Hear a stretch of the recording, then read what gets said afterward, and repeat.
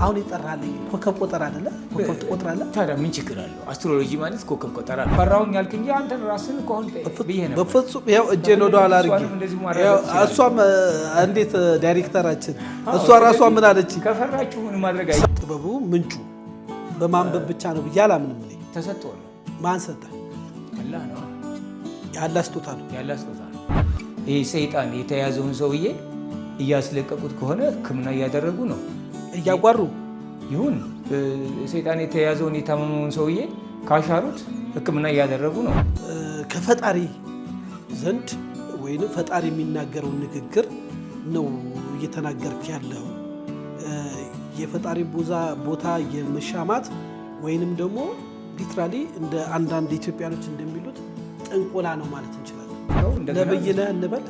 ነብይ ነህ? ነብይ አይደለም፣ አዋቂ ፓልሚስትና ኑሜሮሎጂ። አንተ ይህንን ጥበብ ለአላህ የሚናገረውን አንተ እንዴት ልትናገር ቻልክ? ጌታ መጣው ጥበብ ለሰማዩ ለምድራዊ መንግስት የሚያበቃ አለ። ምንድነው እሱ? በጣም ጥሩ። አይ ቅድም ዳይመንድ ሴት ካረገች ያልክ መሰለኝ። ስኮርፒዮ ሴት። አይ የእሷ ኮከቧ ስኮርፒዮ ሴት ብትለብሰው፣ ሁሉም ሴት ሳይሆን ስኮርፒዮ ሴት ወይም ወንድ ቢለብሱት ጤንነታቸው ይስተጓጎላል። የመንፈሳዊ ሌቭልን ኬት አገኘው? ምንጩ ሶርሱ ተሰጥቶኝ ነው። ማን ሰጠ? ፈጣሪ አላህ ነው። አላህ ሰጠ። በእጅ የውስጥና የውጭ በማንበብ ቁጥሮችን በማገናኘት ችግር እፈታለሁ ስትል 5 የእጅ ዝርያ አግኝቻለሁ። የትኛው መጽሐፎች ላይ የሌሉ እስካሁን ማለት ነው። እና እነዛ ከተራ ከሚባለው የእጅ ቅርጽ እስከ ድብልቅ ቅርጽ እስከሚባለው 7 የእጅ ቅርጾች ብቻ ነው ማለት ነው እነሱ ጻፊዎች የጻፉት። ይሄኛው ደግሞ ጠይቆ ካልኩሌት አድርጎ መጋባቱ የሚያጋጭ ይሰራል። አሁን እኮ ኮዱን ብትናገር ዓለም በሙሉ ሂሳብ ሊሰራ ነው። እና ያው በግል ያገኝ ብዬ ነው ይሰራል። ግን በትክክል ታማነው 960 መጽሐፎችን ያነበብኩት መጽሐፍ ቅዱስንም በክርስትና ዞግ ውስጥ ካሉት ቁርአንንም ጨምሬ ዳዊትንም ጨምሬ እያንዳንዱ 12ቱም ባህሪያቶች ወይም 12ቱም ከዋክብቶች የየራሳቸው ድንጋይ ያላቸው ወይም እድለኛ ፈርጣለ ካላ የተሰጠ ነው ስትል አይጋጭም። ማለትም አሁን አንድ ሰው ስኒ ገልብጦ ህይወቱን አተላ አድርጎ በዚህ ገባ ወጣ ቢባል እጁ ተነቦ እንዲህ ቢባል አይጋጭም። ሰው የሚያገባትን አውቆ ቀድሞ ስሟን አውቆ ወይ ደግሞ ነገሩን አጣርቶ ያግባ ትላለ። ከተገባ በኋላ ደግሞ የተዛባውን ደግሞ እናስተካክላለን ትላለ። ምን ማለት ነው?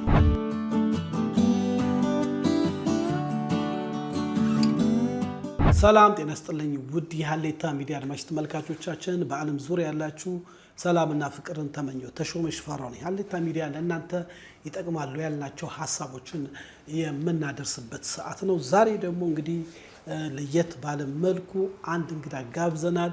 እሱም እንግዲህ የባህል መድኃኒት አዋቂና የእጅ መዳፍ አንባቢ ብዙ ጥበብ የሚያወራ በሶሻል ሚዲያ አይተነው ብናናገረው ወይ ብታናገሩት መልካም ነው የሚል ሀሳብ ስለመጣ ወደ እናንተ ይዘን መጥተናል። ራሱን ያስተዋውቅልንና ወደ ሀሳቡ እንሄዳለን። እንግዳችን ራስን በዓለም ዙሪያ ያሉ አድማጭ ተመልካቾቻችን አስተዋውቅልን። እሺ፣ ዙሮሜል አማካሪና ፓልሚስት እባላለሁ። አልሰማሁም በደንብ። ዙሮሜል አማካሪና ፓልሚስት። ዙሮሜል 1.1 ነው 1.1 ኤፍኤም ሬዲዮን ይመስላል። ኤፍኤም ማለትም ዛሚ ምናምን የሚል ስላለ ትክክለኛው ስም ነው ወይ? ዙሮሜል ያው ስሜ ነው። ዙሮሜል 1.1 ብዬ ነው ስሜ ነው። ይሄ ሙሉ ስሜ ማለት ነው። ስለዚህ አሁንም ስጠራ እንደዛ ነው። አዎ ኦኬ። ይሄንን በኋላ በደንብ በሰፋ እንመጣለን። እንግዲህ ዛሬ እንግዲህ አድርገን የጋበዝነ ለየት ያለ በእኛ ሀገር በእርግጥ ጥንታዊ ነው፣ በዓለም ዙሪያም ግን እንደ መናፍስታዊ አሰራር የሚታይ ጉዳዮች አሉ። ያንን በተለያየ ሚዲያዎች ስትናገር ሰምተን ለምን እኛ ጋር ማናቀርብም ብለን ነው። የእጅ መዳፍ ማንበብ ጥበብ ወይንም ሕክምና እንደምትሰጥ ሰምተናል። እና በእርግጥ የሰው ልጅ ሕክምናም ወይንም ደግሞ የህይወት እጣ ፋንታው በእጁ መዳፍ ላይ ነው ማለት እንችላለን። አዎ አሁን ምንድነው እኛ ይሄን የመዳፍ ንባብ የምንጠቀምበት ልክ እንደ ላቦራቶሪ እንደ ኤክስራይ አልትራሳውንድ ሙሉውን የሰውየውን በውስጡ ያሉትን ነገሮች ችግሮቹን መስተካከል ያለባቸውን ነገሮች እንዳለ መስመሮቹን እናገኛለን። እና አሁን ባለጉዳይ በሚመጣ ሰዓት ችግር ምንድን ነው ብዬ እኔ አልጠይቀውም። በቀጥታ የመዳፎቹን እጆቹን የግራና የቀኙን ከውስጥ በኩልም ከጀርባ በኩልም አገላብጬ እጆቹን አነባለሁ። ካነበብኩኝ በኋላ እያንዳንዱን ያሉትን የህይወት ጉዞዎቹን ከኋላ ታሪኩ ጀምሮ ማለት ነው ካለፋቸው ታሪክ ከዚህ በፊት የገጠሙት እንቅፋቶች፣ አሁን ያለበትን ሁኔታ፣ ስለ ቀጣዩም ራሱ የሚገጥሙትን አስቸጋሪ ሁኔታዎችና እንዴት መስተካከል እንዳለባቸው በጋብቻ ሊሆን ይችላል፣ ህይወቱ የተስተጓጉለው በፍቅር መንስኤ ሊሆን ይችላል፣ ወይም በጋብቻ መስመሮቹ ወይም ደግሞ በማህበራዊ ስለ ፍቅር ያለው እንከን ምንድን ነው፣ በማህበራዊ ኑሮ በጋብቻ ሁኔታ ሁልጊዜ የሚደናቀፍበት ስለመሆኑ የመሳሰሉትን ወይም ደግሞ በጤና ሁኔታ ያለውን ችግር፣ የጤንነት ሁኔታዎች ራሱ ከአቅም በላይ በሆነ ምኞትና ፍላጎት መነሻ መሆኑን ወይም ደግሞ አሁንም ዝናን ለማትረፍ ከአቅም በላይ በሆነ በሚያደርገው ጥረት መነሻ የደረሰውን የአንጎል መናጋት ወይም የአንጎል መዛል፣ የአንጎል መላሸቅ ሊሆን ይችላል። ሌላው ደግሞ የመርሳት የመዘንጋት በስራው ተከታታይነት አልፎ ምንድነው አጥቶ እያረፈ እየተነሳ የሚንቀሳቀስ ስለመሆኑ ከሰው ተገልሎ እንደዚሁ ጽኑ የሆነ የአንጎል ድካም ያለበት ስለመሆኑ አነባቸዋለሁ። ወይም ደግሞ ከዛም አልፎ ራሱን ለማጥፋት ራሱ በመጣጣር ላይ ያለ ሰው መሆኑን አነባቸዋለሁ ማለት ነው። እና ከመነሻው ጀምሮ ለዛ አደጋ የዳረገውን ችግር አነባቸዋለሁ።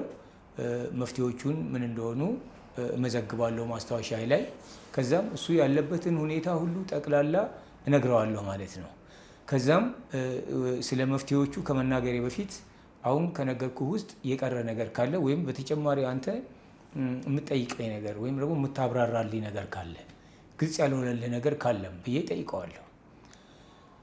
ሁሉም ትክክል ነው ያልከኝ ነገር የሚጨምረው የለም ካለ ወደ መፍትሄዎቹ እንሄዳለን ማለት ነው። ወይም ደግሞ በተጨማሪም ይህን ማድረግ እፈልጋለሁ የሚለውን ነገር ጨምሬ እረዳበታለሁ። ይህ መዳፍ ሁሉም ነገር እንዳለው ሙሉ ዝርዝር ማስረጃዎች አገኛለሁ ማለት ነው። ስለ ጤንነቱ አቋም፣ ስኬታማ እንዴት እንዳልሆነ፣ የገንዘብ መባከን ወዘተ፣ ጭንቀት፣ ከአንዱ ርዕስ ወደ ሌላው ከአንዱ ርዕስ ወደ ሌላው ምንም መቋጫ የማያደርግለት አይነት ነገር የዚህ አይነት ችግር መሆኑን እና መንስኤዎቹ ምንድናቸው፣ መፍትሄዎቹ ምንድናቸው ወደሚለው እሄዳለሁ ማለት ነው። ይሄ አንደኛው ነው። የእጅ መዳፍ ንባብ ዋነኛው ጠቀሜታ ይሄ ነው። መዳፍ አንባቢ የሆነ ሰው ይሄ ነው። ሁለተኛው ደግሞ ኑሜሮሎጂ የቁጥር ቋንቋ ነው። ኑሜሮሎጂ ወይም የቁጥር ቋንቋ አሁንም ደግሞ መዳፉ ላይ ያላገኘሁት ነገር ካለ ምናልባት እዚህ መዳፉ ላይ ያልተዘረጋ የሆነ ነገር ካለ ስሞቹ ውስጥ ቁጥሮቹ ውስጥ አገኘዋለሁ ማለት ነው። እና አሁንም ችግሩ የት ጋር እንዳለ እነዚህ ሁሉ ለእኔ ትልቅ ማስረጃዎች የሚሰጡኝ ነገሮች አስትሮሎጂ፣ ፓልሚስትሪ እና ኑሜሮሎጂ። መልካም። ይሄ ለእኛ አዲስ እውቀት ነው። አሁን ይህንን የሚሰማ ሰው ቅድም አንተ ስትናገር ሰውየው ችግሩን አይናገርም፣ መዳፉን አንብቤ የደረሰበትን ስላሳለፈው ስለሆነው ወደፊትም ስለሚገጥመው ነገር አለው አልክ። ይህ ማለት ከፈጣሪ ዘንድ ወይም ፈጣሪ የሚናገረውን ንግግር ነው እየተናገርክ ያለው። የፈጣሪን ቦታ የመሻማት ወይንም ደግሞ ሊትራሊ እንደ አንዳንድ ኢትዮጵያኖች እንደሚሉት ጥንቆላ ነው ማለት እንችላለን። ጸሐፊው እኮ ራሱ አላህ ነው። እኔ አንባቢ ነኝ። አሁን እሱ እጁ ላይ ያለውን ነገሮች ከትልቅ ይቅርታ አላህ ስትል ሙስሊም ነህ? እስልምና ተከታይ ነው? እስልምና ተከታይ ነው። እስልምናን ነው የምትከተለው። ስለዚህ በሱ እናያዘውና ይቅርታ እንግዲህ ይህንን አንተ ይህንን ጥበብ አላህ የሚናገረውን አንተ እንዴት ልትናገር ቻልክ? ጌታ መጣው ጥበቡን በማንበብ ነው። እንግዲህ ወደ 960 መጽሐፎችን በጥንቃቄ አንብቤያለሁ እና እያንዳንዶቹን ሙከራዎች ደግሞ በተግባር ነው የማረጋግጠው። ለምሳሌ የፓልሚስትሪ ሚስጥሮች ትክክል መሆናቸውን የራሴ ላይ ነው መጀመሪያ ያረጋገጥኩት። እኔ ላይ ያሉት እያንዳንዳቸው ነገሮች ትክክል መሆናቸውን ካረጋገጥኩኝ በኋላ ነው የሌሎችን ለማንበብ የደፈርኩት እንጂ እንዲሁ መጽሐፍ ስላነበብኩ ብቻ አይደለም። እሱ ብቻም አይደለም። ለምሳሌ በዓለም ላይ ያሉት የፓልሚስትሪ መጽሐፍ አይነቶች ቢያንስ 2 ናቸው። አንድ ደስፓሮሎስ የጻፉት ነው። እንዲሁ በተጠናከረ ሁኔታ አልጻፉትም። የተወሰነ ፍንጭ ይሰጣል ስለ መዳፍ ንባብ። ሁለተኛው ደግሞ በጣም አሻሽለው ተብሎም አሁንም ካውንት ሊውስ አሁን የሚባሉት ወይም ችሮ ናቸው። እሱን ሁለቱም መጽሐፎች አይቻለሁ። ነገር ግን እኔ ሌላ 5 የእጅ ዝርያ አግኝቻለሁ የትኛው መጽሐፎች ላይ የሌሉ እስካሁን ማለት ነው። እና እነዛ ከተራ ከሚባለው የእጅ ቅርጽ እስከ ድብልቅ ቅርጽ እስከሚባለው 7 የእጅ ቅርጾች ብቻ ነው ማለት ነው እነሱ ጸሐፊዎች የጻፉት። የትኛውም የፓልሚስትሪ ጽናት ውስጥ እስካሁን ያልተካተቱ ሌላ 5 የእጅ ዝርያዎች አግኝቻለሁ። እያንዳንዳቸውን በግሩፑ ነው ያገኟቸው። ስለዚህ እንደ ማንኛውም የባህሪ መተንተኛ መጽሐፉን ሙሉ አድርገው 12 ነው ያደረኩት ማለት ነው። እና መጽሐፎችን በማንበብ ብቻ የመዳፍ ንባብ ባለሙያ ነን ለሚሉ ሰዎች ማስጠንቀቂያ ነው ይሄ የሚሆነው። ምክንያቱም እስካሁን የትኛውም መጽሐፍ ውስጥ የሌሉ ሌላ የእጅ ዝርያዎች 5 ዝርያዎች አሉ። ለምሳሌ አሁን ይሄ ዕቃ ፊሊፕስ ነው፣ ሶኒ፣ አርቲጅ፣ ፓናሶኒክ እያልን እንደምንጠራቸው ዝቅተኛ ወይም ኤሌመንተሪ የሚባለው፣ ስኮር የሚባለው፣ ስፓቱሌት የሚባለው፣ ፊሎዞፊክ የሚባለው፣ ሳይኪክ የሚባለው እና ኮኒክ እንዲሁም ድብልቅ ቅርጽ የሚባሉት 7 ናቸው። ሌላ 5 ዝርያዎችን እኔ አግኝቻለሁ። እነዛን ደግሞ መጽሐፉን አዘጋጅቼዋለሁ ሙሉ አድርጌ። ገና አልታተመም በመጽሐፍ መጽሐፉን እኮ። ይህን ጥበብ ኬታ መጣ? ጥበቡ ምንጩ በማንበብ ብቻ ነው ብዬ አላምንም እኔ። ተሰጥቶ ነው። ማን ሰጠ? አላህ ነው። የአላህ ስጦታ ነው። የአላህ ስጦታ ነው። እሺ እንግዲህ እንደዛ ካልከኝ ከዛ በላይ መሄድ አልችልም። ወደ ጥበቡ እንግባ። አሁን ለምሳሌ የእጅ መዳፍ ተነቦ ወይንም ታይቶ የሰው እድል ፋንታ እንዴት ይታወቃል? በእኔ እምነት የሰውን እድል ፋንታ ወይንም እጣን የሚያጥነው የሰማዩ ንጉሥ ጌታችን መድኃኒታችን ኢየሱስ ክርስቶስ ነው ብዬ ነው ማምነው። በእኔ እምነት ነው የምልህ። ግን አንተ ጋር እስላሙም ክርስቲያኑም ጴንጤውም ማያምነውም ይመጣል ብዬ አምናለሁ። በዚህ ሙያ ሃይማኖት፣ ዘር፣ ቋንቋ፣ ፖለቲካ አለይም ብለኛል ቅድም ስንወያይ እና እንዴት ነው የሰው ነገር በመዳፉ ሊሆን የቻለው? ይሄኛ ለእኔ አዲስ እውቀት ነው ለሚሰማው። አዎ እንግዲህ የእጅህን ታገኛለህ ወይም የእጅሽን ታገኛለሽም እንላለን። ይህ ሁሉ ነገር መዝገቡ እጃችን ላይ አለ። የስራችን ሁሉ ውጤት እጆቻችን ላይ ይገኛል። አሁን ለምሳሌ እንትን ነው። ለምሳሌ አሁን እጽዋቶችን እንዴት አመጣቸው አንልም። እሱ ነው ያመጣቸው፣ ፈጣሪያችን ራሱ አላህ ነው። ይህን ጥበብንም እንዲሁ ራሱ ነው። እንደውም አላህ ታሪክን ከሚመዘግብባቸው እንደ ድንጋይ እና ቅጠል ከመሳሰሉት የተፈጥሮ መጽሐፍት ይሄ አንዱ መሆኑን ይላል። ፓልሚስትሪ ኑሜሮሎጂ ወይም የቁጥር ቋንቋ የመዳፍ ንባብ ሚስጥርና የሲኒ ንባብ እንዲሁም ካርታ፣ መጫወቻ ካርታ። አሁን እነዚህ መጫወቻ ካርታዎች እኛ ለቁማርና ለመሳሰሉት መዝናኛ ነው የምንጠቀምባቸው እንጂ ለመተንበያ ነው የሚጠቅሙት ማለት ነው። ጥንታውያኖች እንደ ዞላር፣ ዛዲኬል፣ አድሪያን፣ ሩም፣ ካውንት ሊውስ አሁን የመሳሰሉት እነዚህ ምንም ሳይማሩ ፉርሶች፣ ህንዶች፣ ግብጾች እና ዘላኖች ከአንዱ ቦታ ወደ ሌላ ቦታ ከብቶቻቸውን እንዲሁም ደግሞ ቤተሰቦቻቸውን ሲያዘዋውሩ በመጫወቻ ካርታ ትንበያ ያስቀምጡ ነበር። ዞላር፣ ዛዲኬል፣ ካውንት ሊውስ አሁን የመሳሰሉት ማለት ነው። እና ታዲያ ይሄ ማለት አሁን ለምሳሌ ቅድም ስለ ስኒ ነግረናል፣ ስለ ካርታ ነግረናል። ብዙ አይነት ጥበቦች አሉ የሚባለው። ይሄ ታዲያ በመጽሐፍ ቅዱስ ውግዝ ነው፣ በቁርአንም ውግዝ ነው ካልተጠራጠርኩ። ለምን ይሄ ካላ የተሰጠኝ ነው ስትል አይጋጭም? ማለትም አሁን አንድ ሰው ስኒ ገልብጦ ህይወቱን አተላ አድርጎ በዚህ ገባ ወጣ ቢባል እጁ ተነቦ እንዲህ ቢባል አይጋጭም? እንደው ይሄንን የሀሌታ ሚዲያ 300 ምናምን ሺህ ሰው ሰብስክራይብ ያደርጓሉ። የተለያየ እምነት የተለያየ አመለካከት አላቸው እና ያንን መልስ እንዲሆነ ብዬ ነው ጥያቄ እንዲሆን ይቀርታል። ጥያቄ ትክክል ነው። እንዲሁ በተለምዶ አዋቂ የተባለውን ሁሉንም ጠንቋይ ነው የሚባለው። ጠንቋይ ማለት ግን ክፉ ስራ ሰሪ ማለት ነው ጠንቋይ ማለት እንጂ ጥበበኛ ማለት አይደለም። አዋቂ ለምሳሌ እንደ ትንቢት የሚናገሩ ነቢያቶችን ወይም ደግሞ ወልዮች ወይ ወደፊቱን የሚያዩ ራእይ የሚያዩ እነዚህ አሁን ጠንቋዮች አይደሉም፣ አዋቂዎች ናቸው። አሁን ጠንቋይ እና ጥበበኛን የመለያየት ችግር ነው ያለው በማህበረሰቡ ዘንድ። አባይ ማለት ከሀጂ ማለት ነው። አብሏል፣ ክደዋል። ጠንቋይ ማለት ደግሞ ክፉ ስራ ሰሪ። አባይ ጠንቋይ ማለት ፈጣሪውን ባለመፍራት ጠንቅ የሚሰራ ማለት ነው።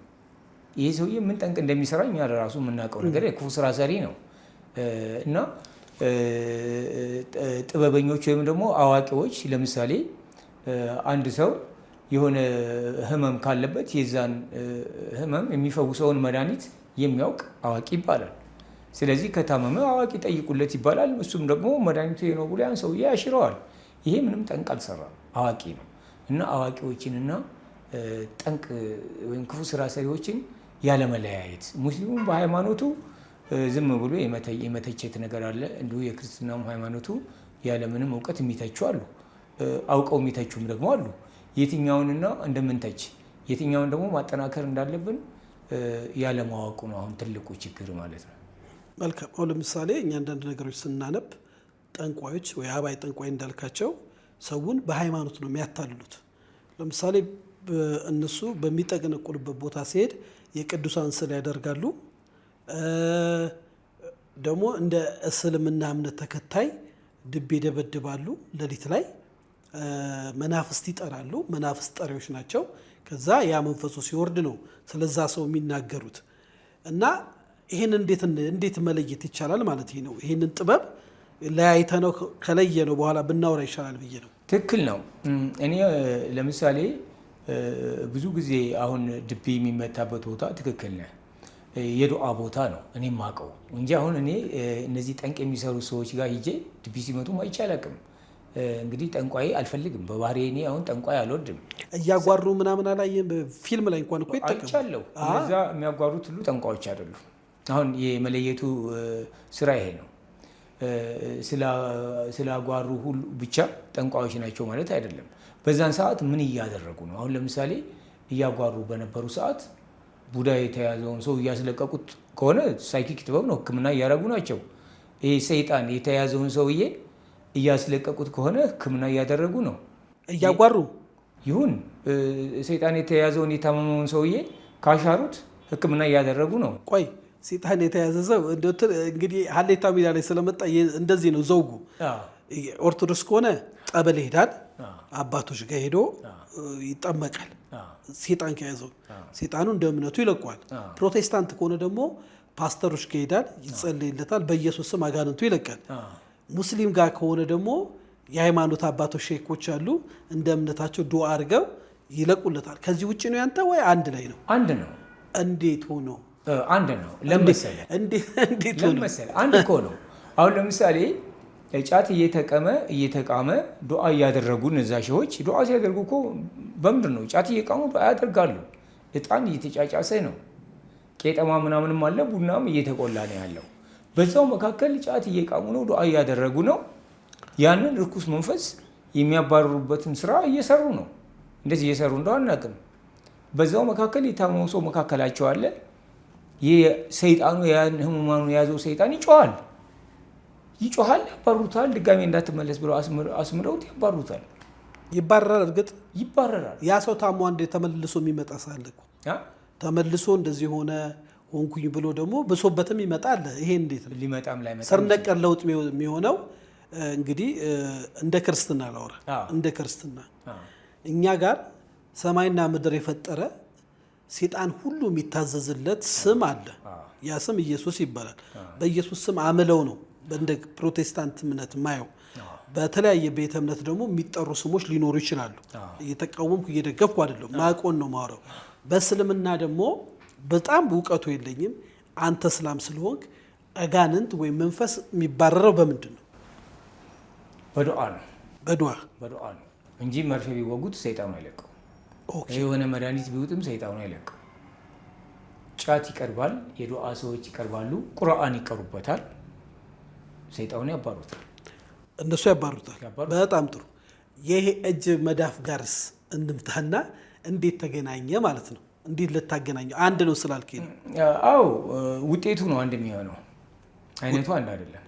አሰራሩ ይለያያል። ኢየሱስ ብንለውም ፈጣሪ ነው፣ አላህ ብንለውም ፈጣሪ ነው። ይሄ ውጤቱ አንድ ፈጣሪ ስለመሆኑ የዚህ ሁሉ የፍጥረታት ጌታ አንድ መሆኑ ውጤቱ ያገናኘዋል እንጂ ሃይማኖቱ እንግዲህ 1000 ሃይማኖት ሊሆን ይችላል። ያ 1000 ሃይማኖት በተለያየ ቋንቋ ሊጠራ ይችላል። ያው አንድ ፈጣሪ ነው እና የፍጥረታት ጌታ የሆነውን ሁሉም በያለበት ይናገራል። ያ የታመመን ህሙማን በጸበል የሚያስለቅቀው ሰውዬም በሽታውን ነው የሚያባረው። ጫት ቅሞም በሽታውን ነው የሚያባረው። ቁርአን ቀርቶ በሽታውን ነው የሚያባረው። መድኃኒት እጽዋት ነቅሎ ሰጥቶትም በሽታውን ነው የሚያባረው። ስለዚህ በውጤቱ አንድ ነው የሚሆነው። ግን የግዴታ በሄድኩበት መንገድ መሄድ አለብህ ማለት አይቻልም። የሚጸና ግን መድኃኒት አለ። ለሚጸና ማለት ለሰማዩ ለምድራዊ መንግስት የሚያበቃ አለ። ምንድን ነው እሱ? በጣም ጥሩ። አሁን ለምሳሌ እኔ ጠንቋይ ጋር ሄጄ ምሳሌ ብፈወስ ሙሉ ፈውስ ነው አይደለም። ጸሎት ተደርጎልኝ ብፈወስ ግን ለስጋዬም ለመንፈሴም ይሆናል ማለት ነው። ጠንቋይ መናፍስታዊ ስራው ከአጋንንት ጋር የተያዘ ነው። ይሄ ደግሞ ሁለት መንፈስ አለ አይደል? ቅዱስና ክፉ መንፈስ። እሱን እንዴት ልናስታርቅ እንችላለን? እንዴት አንድ ነው ማለት እንችላለን? አንድ ነው በማለት ማለፍ ስለማይቻል አይደለም እኮ ሲጀመር እኮ አንተ ለምን ጠንቋይ ቤት ትሄዳለህ? ጠንቋይ ቤት እኮ ፈጽሞ መሄድም የለብህም። ጠንቋይ የሚባለው ቅዱስ ነው እኮ አላለም። ጠንቋይ የሆነውንና ያልሆነውን መለየት አለብን ነው እንጂ ጥያቄ የኔ መልስ የሰጠው ጠንቋይ አስፈላጊ ነው አላልኩም። ክፉ ስራ ሰሪና ከሃጂ እንዴት ነው? ቆይ አሁን እኮ እንደመሰለ አዙረን የምናመጣው ጠንቋይ ላይ ነው። መጀመሪያ ላይ ጥያቄ ላይ መልሼ እላለሁ። ጠንቋይ ማለት አባይ ጠንቋይ ማለት ከሃጂ እና ክፉ ስራ ሰሪ ነው። አዋቂ ማለት ደግሞ ለህሙማኑም ሆነ ለተቸገረው ሰው መፍትሄን የሚያውቅና ለዛ መፍትሄ የሚሰጥ አዋቂ እንደ ሐኪም ማለት ነው። ሐኪም ነው በዘመናዊ አባባል ሐኪም ነው። በጣም ጥሩ መጣልኝ። አንድ ሐኪም ለመሆን ሕክምና መማር አለበት። አዎ አንድ አዋቂ ለመሆን ምንድን ነው የሚማረው? ሕክምና መማር አለበት። ባህላዊ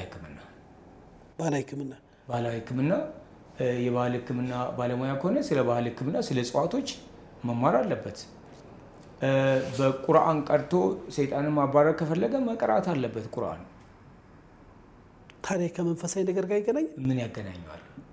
አሁን ለምሳሌ ቁርአን ቀርቶ በተማረው ጥበብ አይደለም የሚያባረው፣ በመንፈሳዊ ሌቭል ነው እንጂ አይደለም። ቁርአን ነው የቀራበት እኮ። ያ ቁርአን በሚቀራ ሰዓት ለምሳሌ አሁን ኢየሱስ እኮ አንድ ጊዜ ኢየሱስ ባል ነው በሽታ አይሄድም። ደጋግመን ኢየሱስ እንለዋለን አይደል? ኢየሱስ ትሉታላችሁ እንጂ መጀመሪያ ኢየሱስ ባላችሁት ብቻ በሽተኛው ድኖ አይደለም። በአንዴም ይቅርታ አድርግልኝና አንዴ ስሙ ተጠርቶ የሚፈወስ አለ። እውነታውን ነው የምነግርህ። 10ም ተጠርቶ ደግሞ የሚፈወስ አለ። ያየሁትን ነው የምልህ። የስሙ ኃይል ነው የሚፈውሰው ብሎ ነው መጽሐፍ ቅዱስ አዋቂዎች የሚናገሩት። ስሙ ከስሞች ሁሉ በላይ ስም ነው። ሁሉም ስሞች የሚታዘዙት ለዚህ ስም ነው ይባላል። በክርስትናው ዘውጉ ማለት ነው። በእስልምና አንተ ይህን ብትነግረኝ እና ከአንተ አሁን ምን መሰለህ፣ አንተም ቅድም ትንሽ ያበሳጨ ጠንቋይና አዋቂን ታቀላቅላላችሁ ብለናል። አዋቂ ያልከው ጠንቋይ አባይ ጠንቋይ ነው በሚለው አንተም አትደግፍም ብትነግረናል። የሰውን ዴስቲኒ የሚያጣምም ነው ብለን ወሰንን። አዋቂ አሁን አንተ አዋቂ ነህ በሚለው ልምጣ አይደለ? አዋቂ ከሆንክ የእውቀትን ጥግ የመንፈሳዊ ሌቭልን ኬት አገኘው? ምንጩ ሶርሱ ተሰጥቶኝ ነው። ማን ሰጠ? ፈጣሪ አላህ ነው። አላህ ሰጠ። መልካም። አሁንም መለሰኝ ስላልከኝ እዚህ ላይ ጊዜ አንግደል፣ ወደሚቀጥለው ሀሳብ እንሂድ። የእጅ መዳፍ ላይ እንምጣ። የእጅ መዳፍ የሰው ህይወትን ዴስቲኒ ይገልጻል ብለሃል በአንድ ቪዲዮ ላይ እና እንዴት ነው? የፓልሚስትሪ ንባብ የሰውን እድል ይወስናል እኮ አይደለም። ወሳኝ እኮ አላህ ነው። ግን ህሙማኑ ወይም የተቸገረው ሰው በሚመጣ ሰዓት መረጃ ይሰጣል፣ ይነበባል። ሰውየው ጽኑ የሆነ የአንጎል ድካም ካለበት፣ የአንጎል ህመም ካለበት፣ እየደገምኩት ነው፣ የመርሳት የመዘንጋት ችግር ካለበት፣ ወይም ደግሞ የአእምሮ ህመም ካለበት፣ ጭንቀት ካለበት፣ በስራው ተከታታይነት አጥቶ እያረፈ እየተነሳ የሚንቀሳቀስ ከሆነ ይሄ ሰውዬ እንደዛ የሆነው ኢየሱስን ባለማወቁ ወይም ደግሞ አላህን ባለማወቁ የተነሳ አይደለም። ያውቃል ፈጣሪ ማን ነው ብትለው ወይ ክርስቲያን ከሆነ እግዚአብሔር ነው ይላል፣ ሙስሊም ከሆነም ደግሞ አላህ ነው ይላል። ያንን እያለ እያለም ታሟል። ይሄ ሰውዬ ከታመመ ግን የግዴታ ወደ ሐኪም ቤት መሄድ አለበት ወይም ወደ አዋቂ ዘንድ መሄድ አለበት። የባህል ሕክምና አዋቂ ወይም ደግሞ የተማረ ዶክተር፣ ይሄም አዋቂ ነው፣ ስለሚያውቅ ነው ዶክተር የሆነ።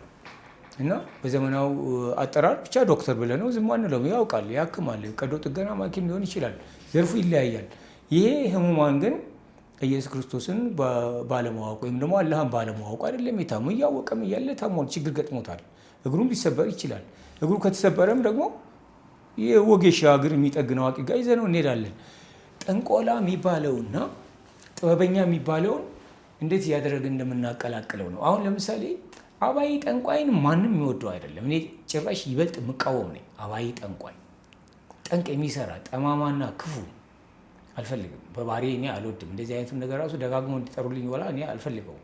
ከሀጂ የሆነ ይህ ሁሉ ጥበብ ከአላህ የመጣ ነው። ይህ ሁሉ እጽዋት ከአላህ የመጣ ነው። እያንዳንዱ 360 የድንጋይ ዝርያዎች ጌጣጌጦች አይደሉም፣ መድኃኒቶች ናቸው። እንደ ጌጣጌጥ ልንጠቀምበት እንችላለን፣ ግን መድኃኒቶች ናቸው። ያላወቁ ሰዎች ደግሞ ጌጣጌጥ ነው ለጌጣጌጥ ይለብሰዋል። እንደ እውቀቱ ነው እንጂ እኮ ድንጋይ ስለሆነ ብቻ ወይም የሆነ የሚያብለጨልጭ ድንጋይ ዳይመንድ ስለሆነ ብቻ ለሁሉም ባህሪያቶች ይስማማል ማለት አይደለም። ለምሳሌ ዳይመንድን ስኮርፒዮ ሴት ብትለብሰው በሽተኛ ነው የሚያደርጋት የሚሆነው ዳይመንድ ሙሉ በሙሉ። አሁን ታዲያ ሴቶች የጋብቻ ቀለበታቸው ላይ በዳይመንድ አደረገላት ሲባል እንሰማለን። ምን ትለዋለህ? እሱን እየገደላት ነው ማለት ነው። እየገደላት ነው፣ በሽተኛ እያደረጋት። ብዙ መንምነው ራሱ ሊሞቱ ደርሰው እኔ ጋር ይመጡ። ቆይ ዳይመንድ ውድ ነገር ነው። ለወንድ ነው የተሰጠው ማለት ነው? ለወንድም ለሴትም ቢሆን ለጾታ እኮ አይደለም። አሁን አይ ቅድም ዳይመንድ ሴት ካደረገች ያልክ መሰለኝ። ስኮርፒዮ ሴት የእሷ ኮከቧ ስኮርፒዮ ሴት ብትለብሰው፣ ሁሉም ሴት ሳይሆን ስኮርፒዮ ሴት ወይም ወንድ ቢለብሱት ጤንነታቸው ይስተጓጎላል፣ እውቀታቸውን ድሌት ያደርጋል። በጣም መንምነው የጸበሉ ውጭ ሀገር ሕክምና ሁሉ ብለው በቃ መንምነው ሊሞቱ የደረሱ ያጋጥሙኛል። ይህንን አሁን በተጨባጭ እውቀት ወይም ደግሞ በተጨባጭ ውጤት ነው እየነገርኩ ያሉት፣ በዓይኔ አይቼ ነው። ስለዚህ እሱ ለኤሪስ ኮከቦች ነው መሆን ያለበት ዳይመንድ፣ ወይም ደግሞ እሱ የሚስማማቸው ብዙ ሰዎች ይኖራሉ። ይበልጥ ግን ወርቅ ማንኛውም ሰው ሊያደርገው ይችላል። ይበልጥ ሊዮ ኮከቦች ለእነሱ እንደ መድኃኒትም ሆኖ ነው የሚያገለግላቸው። ከጌጥነት ባለፈ እነዚህ ጌጦች መድኃኒትም ናቸው እያልክ ነው? ችግርም ይፈጥራሉ። ችግርም ይፈጥራሉ። ካላወቅ ምንድነው መናፍስት ይሰባሉ ማለት ነው? መናፍስት አይደለም ይሄ እኮ። አሁን ለምሳሌ ጨው ወጥ ይሆናል ስለተባለ ብቻ አሁን ለምሳሌ አንድ ድስት ላይ 20 ጆክ ጨው ብንጨምርበት ወጥ አይሆንም እኮ። ትክክል። ልኩን ማወቅ ያስፈልጋል። መልክ መዳፉ ላይ እንደ አድምተን ሂድና አሁን የእጅ መዳፎች አንተ ጋር ያየሁት የብዙ እኔ ያየሁት የውስጥ መስመሮችን መዳፍ እያነበቡ ህይወት ይቆረጣል ምናምን ሲሉ ሰምቼ አውቃለሁ። ሁለተኛ ደግሞ አንተ የውጭ ምንም ያለው ብለሃል። ያንተን እኔ ሊል ብለኛል። በእኔ እምነት ይሄ ውግዝ ነው። እኔ እጄ በመዳፍ ያሳይቼ ህይወቴን በዚያ አልወስንም። ወሳኙ ፈጣሪ ነው ብዬ ማምን ሰው ነኝና ከዛ ዘውግ እኔን ውሰደው። ግን በእጅ የውስጥና የውጭ በማንበብ ቁጥሮችን በማገናኘት ችግር እፈታለሁ ስትል ነበር። እንዴት እንደሆነ ትንሽ ብታብራራል። ለምሳሌ የአንድ የሳምባ ህመምተኛ እንበለው እኔ በአልትራሳውንድም ይሁን ወላ በኤክስራይ መታየት አልፈልግም፣ ይሄ ውግዝ ነው ካለ መብቱ ነው። ዶክተሩ ግን አክታ አምጣ ደምም ተወስዶ መመርመር አለበት። እኔም አምኖ በኢየሱስ ክርስቶስ እንጂ አንተ በምታመጣው ይሄ ሰው ሰራሽ መሳሪያ በፍጹም አላምንም ካለ መብቱ ነው። ግን ያ ዶክተሩ በዛ የሰውየውን ህመሙን አግኝቶት መድኃኒት ያዝለታል እና ከሰውየው ከህመሙ ይድናል። ይሄኛው የፓልሚስትሪ ደግሞ ከዛም በላይ ነው። ገና በሰውነታችን ውስጥ በመባዛት ላይ ያሉትን የበሽታ ተህዋሲያን እንደ ሳምባ ቲቪ፣ ምንድነው የልብ ድካም ስሜት፣ ምንድነው የጀርባ አጥንት የሰርስር መዳከም የመሳሰሉ እንደ ብሮንካይትስ ጠቅላላ መረጃው አስቀድሞ ይሰጣል። የልብ ህመምተኞቹ አሁን በዛ የልብ ህመምተኛ ሆነው በበሽታው ቁጥጥር ስር ከመዋላቸው በፊት በመባዛት ላይ ያለ የበሽታ ተህዋሲያን አለ ብሎ መረጃ ይሰጣል። አዋላጅ ሐኪሞች ለምሳሌ ማዋለድ ከመጀመራቸው በፊት ያቺ ሴት በምጥ መውለድ እንደማትችል ያስጠነቅቃል። ይህንን ካወቀ ምን ጠንቋይ ያሰኘዋል ነው። ለምሳሌ ሕክምና እየተደረገላት ነበር፣ አልቻለችም፣ ሞተች ነው ማለት ያለብን? ወይስ በዚህ አይነት ሁኔታ መውለድ ስለማትችል ከሞቷ በፊት ይሄኛውን እርምጃ መውሰድ አለብን? የቱ ነው ጥንቆላ የሚሆነው? ማከም አቅቶት ከገደላት እኮ ጠንቅ ሰራ ሰውየው። በሱ የሕክምና ስህተት ሞተችብኝ ይላል። የእሱ ጠንቅን ያን ዶክተር ሁልጊዜም እነዛ የሞተችባቸው ሰዎች ማየት አይፈልጉም። ግን ያ ችግር ከመድረሱ በፊት ከወዲሁ ችግሩን አውቆ ችግሩን የምንቀርፍበት ነው። ሌላው ደግሞ የህይወት አቅጣጫችን ነው። እንግዲህ ምንድን ነው ሄኖክ ነው ወይስ ሰለሞን? መጀመሪያ መንግስታችሁን ከውስጣችሁ ፈልጉ፣ በኋላ ሌላው ይጨመርላቸዋል። ለምሳሌ ነጋዴ መሆን እየተገባ ወታደር ብትሆን የሚጨመርልህ ጥይት ነው ብሏል። ወታደር መሆን እየተገባ ነጋዴ ብትሆን የሚጨመርልህ ክስረት ነው ብሏል። ይሄ ነው እና ስለዚህ ሰው መሆን ያለበትን ነገር ቀድሞ እንዲያውቅ ያደርገዋል። ቀድሞ እንዲያውቅ ያደርገዋል። ለምሳሌ እኮ አልኩህ፣ ለምሳሌ ጅማ ለመሄድ ይሄው 60 ዓመት ሙሉ እየዞርኩኝ ነበር። አንድ ቀንም እንኳን አርፌ አላውቅም። ብዙ ንብረትም ጨረስኩ፣ ብዙ ቤት ጨረስኩ ጅማን ለማግኘት ማለት ነው ያለበት ሰውየው። ወይስ ከመነሳቱ በፊት ጅማ ለመሄድ ከየት መነሳት አለብኝ፣ የጅማ መስመርስ የቱ ነው ብሎ መጠየቅ ነው ያለበት። ይህም መጠየቁ ምን ጠንቋይ ይህንን እንዳልከው ፈጣሪን ብጠይቅስ? በእኔ እምነት ፈጣሪ ጋይድ ያደርገኛል ብዬ አምናለሁ። አዎ እሱ ካደረገ አዋቂ ሆነሃል ማለት ነው። ሌቭሌ ጥሩ። ምንም ሰው ሳትጠይቅ አንተ በራስህ ጊዜ ፈጣሪ ጠይቀህ የምታውቅ በራሴ ስለ ራሴ አይደለሁ ፈጣሪ ጠይቄ ማለት ነው። አሁን በክርስትና ምን ይባላል መሰለህ? ምሪት ይሰጣል ይባላል። ምሪት ማለት አቅጣጫ አይደለ? ፈጣሪ ምሪት ይሰጣል ይላሉ። ገዳማውያን ደግሞ የሆኑ አባቶች ልጃችን እንደዚህ ብታረግ ጥሩ ነው እንዲህ ብታረግ ተብሎ እኮ የበቁ አባቶች የሚናገሩት አለ። እዛ ላይ ያለ ሰው በዛ ቢጠቀም ወደ እናንተ ባይመጣስ ምን ችግር አለ? ከቻለ ሲጀመር እኮ የሚመጣ ያልቻለ ነው፣ የቻለ አይመጣም። እና የቻለ እዛው ይቅር። አዎ ጅማ ለመሄድ ለምሳሌ ፈጣሪን እንጂ የሰው መረጃ ካላስፈለገ አንተ ራስህ አዋቂ ነህ፣ አንተ ጋር እመጣለሁ ማለት ነው። አይ ግልጽ ለማድረግ ፈጣሪን አነጋግረህ ጠይቅልኝና እኔ መንገዱ ጠፍቶኛል ብዬ አንተ መጠየቅ ከጀመርኩ አንተ አዋቂ ሆነሃል ማለት ነው። መልካም። አዋቂ በሚለው አንተን ለያዝና የእጅ መዳፍ አንብበ የሰዎችን ህይወት ተለውጡ ተናግራቸው እንዲህ ብታደርጉ ብለ ውጤታማ የሆኑ ምስክርነት መስጠት የሚችሉ ሰዎች አሉ። በቁጥር አላቃቸው፣ በጣም እጅግ የበዙ ናቸው። እንዳውም እኔ አሁን ሽማግሌ ሆኛለሁ ወይም ጎልማሳ ሆኛለሁ። የመጀመሪያው ማስታወቂያ ወጣቱ አማካሪና ፓልሚስት ነው የሚለው። ከዛም በፊት ራሱ እኔ ሰው ለማማከር ወይም ደግሞ ገንዘብ ለመቀበል ብዬ አይደለም እውቀቱን ያወቅኩት፣ እንዲሁ ነው። ከማንበቤ የተነሳ ሙያውን አወቅኩት። ገና ይሄኛውን ስራ እንደዚህ በይፋ ከመጀመሪያ በፊት ራሱ በጣም ከወጣትነት ዘመኔ ጀምሮ ብዙ ሰዎች ማለት ነው የነገርኳቸው አሁን እዛ ደረጃ ላይ ደርሰው እንደገና እየደወሉ እንደዚህ ብለህ ነበር የሚሉ አሉ። አሁን ዶክተሮቹ ነው የሆኑ በተለያየ ዘርፍ ላይ ሆኖ ማለት ነው እንደዚህ ብለህ ነበር፣ አሁን የት ነው ያለው ብለው እንደገና የሚያገኙኝ አሉ። አሁን ማነህ ስማቸውንም እኔ አላውቃቸው። መጥተው እንደገና ነብይ ነህ እንበል። ነብይ ነህ? ነብይ አይደለሁ፣ አዋቂ ፓልሚስትና ኖሜሮሎጂስት ነኝ። አይ ለሚሰማ ሰው ግልጽ ለማድረግ ነው። የእጅ መዳፍ በእኛ ሃይማኖት ከነብዩ መሐመድ በኋላ ሌላ ነብይ የለም። እሺ ትልቅ ይቅርታ። ያው ብዙ ነቢያቶችም ስለብዙ ብዬ እንደየቤተ እምነቱ ልል ነው። አሁን አንድ ነገር ስትል ሰማው።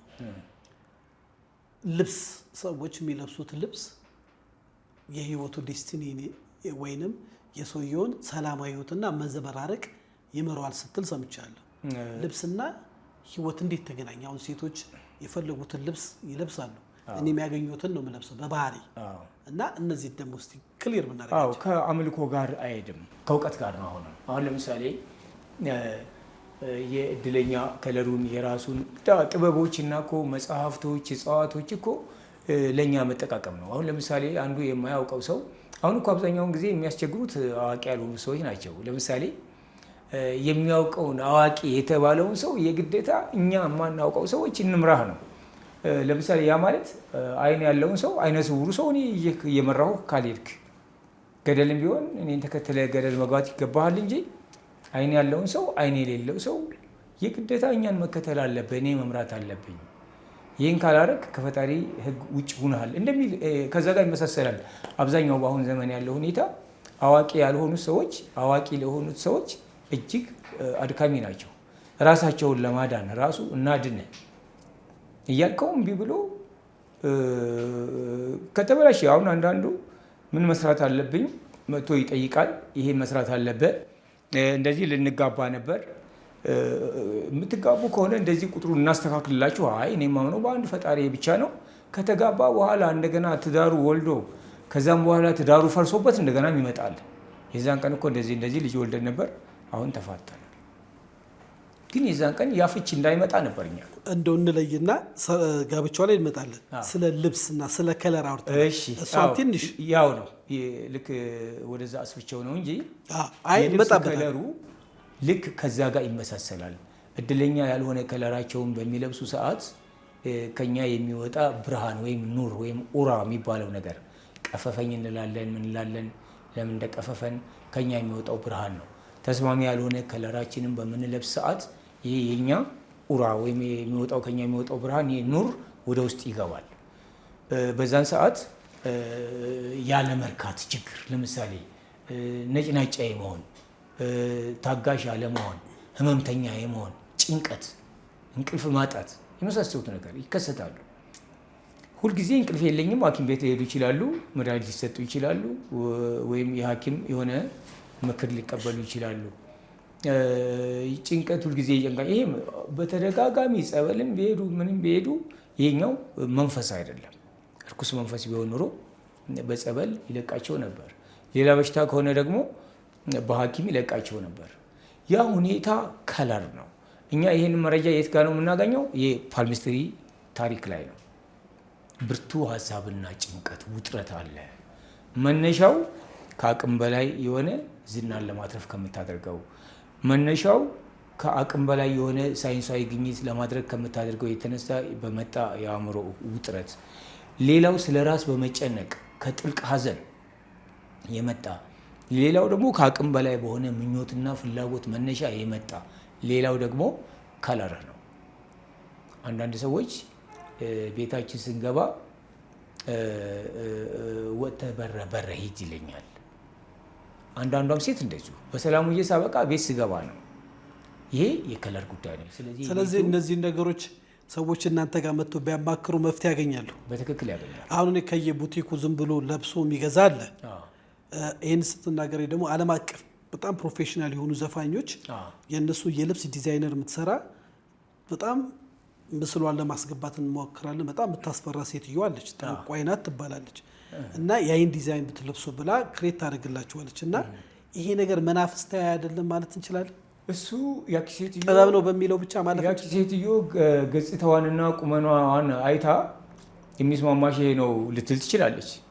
ግን ከዛች ሴትዮ ከአርቲስቷ ጋር ወይም ከዛ አርቲስት ጋር ላይሄድ ይችላል ያ ከለር እና ያን ስለለበሰ አይዘፍንም ማለት አይቻልም። አይጨንቀውም ማለት አይቻልም። እና ያቺ ዲዛይነር የሴትዮዋን ገጽታና ቁመና አይታ እንጂ ከለሯን የሚስማማትን ባላት ሙያ አይታ ላይሆን ይችላል። ስለዚህ የሰው ሕይወት ላይ የልብሱም ሆነ የቤቱ ከለር ማተር ያደርጋል። አዎ እንግዲህ ይህንን በደንብ አንተ ጋር መጥቶ ያማክሩን። እኛ ክሉ ነው የምንሰጠው። ይህንን እስቲ ደግሞ ስለ ጋብቻው ላይ እንምጣ። ሰው የሚያገባትን አውቆ ቀድሞ ስሟን አውቆ ወይ ደግሞ ነገሩን አጣርቶ ያግባ ትላለ። ከተገባ በኋላ ደግሞ የተዛባውን ደግሞ እናስተካክላለን ትላለ። ምን ማለት ነው? ጋብቻ የሚሰጠው ፈጣሪ ነው። እግዚአብሔር የሰጠንን ነው የምናገባው። እንዴት ነው ያገባዋትን ልጅ ስሟን አጥንቼ ሂሳብ አሰልቼ አንቺ ትክክል ነው አይደለም ማለትስ ተገቢ ነው? አሁን ባለው የትዳር መፍረስና መዛባት ሁኔታ ውስጥ እናየው። አሁን ለምሳሌ ነጭ ጫማ መግዛት ስላለብኝ 45 ቁጥር ወይም ደግሞ 27 ቁጥር ጫማ ዝም ብዬ አልደነቀረውም። የጫማ ቁጥር አለኝ። ጫማ ቁጥሬን ይሄን ያክል ቁጥር ጫማ ልኬን አምጣ ብለህ ለክተህ ነው አንተም ሆንክ እኔ የምንለብሰው ማለት ነው። 37 ቁጥር ጫማ መልበስ እያለብኝ 45 ቁጥር ጫማ ብለብስ ያወላክፈኛል። እንቅፋት በየቦታው ወድቃለሁ ማለት ነው።